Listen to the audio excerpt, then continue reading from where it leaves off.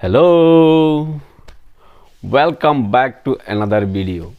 পড়তে হবে, খেলতে হবে, যেতে হবে, খেতে হবে, এই ওয়ার্ডগুলিকে ইংলিশে বলার জন্য আমরা যে ইংলিশ ওয়ার্ডটি ব্যবহার করি সেটি হলো have to or has to. কি? Have to or has to. এখন এই যে সেন্টেন্সগুলি আমি বলবো সেই সেন্টেন্সের ইংলিশের স্ট্রাকচারটা কি? সেই সেন্টেন্সের ইংলিশের স্ট্রাকচারটি হলো subject have to or has two, verb one or object. এখন আমি যদি বলি আমাকে যেতে হবে, তখন সেন্টেন্সটি হবে I have to go. I have to গো। এখন যদি বলি তাকে যেতে হবে, তখন হবে হি হ্যাজ টু গো।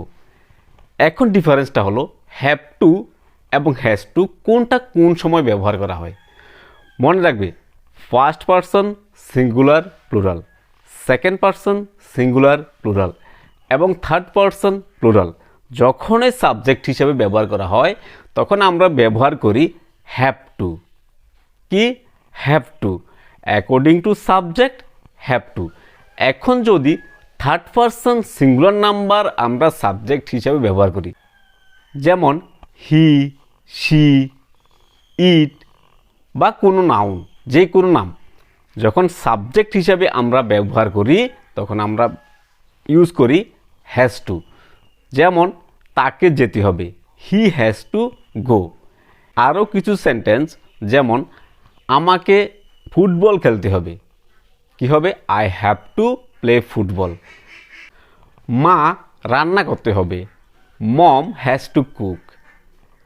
তাকে বাজার যেতে হবে, she has to go to market. কি? She has to go to market.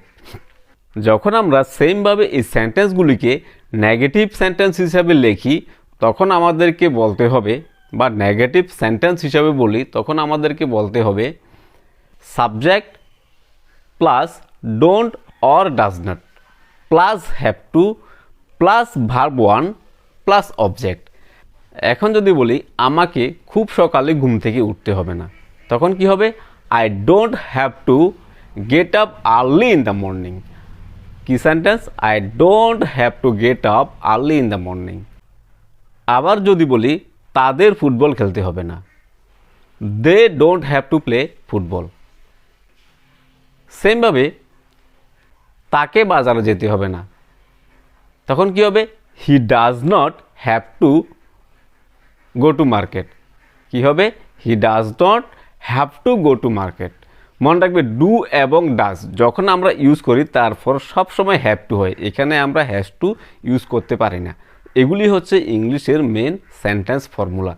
যদি আরও ভালো ভালো নতুন ভিডিও পেতে চাও তাহলে অবশ্যই ফলো করবে আমার এই ফেসবুক পেজটি এবং সাবস্ক্রাইব করবে আমার YouTube channel learn English with Dada. তাহলে তোমরা আরও ভালো করে ইংলিশ শিখতে পারবে। Thank you all, bye by.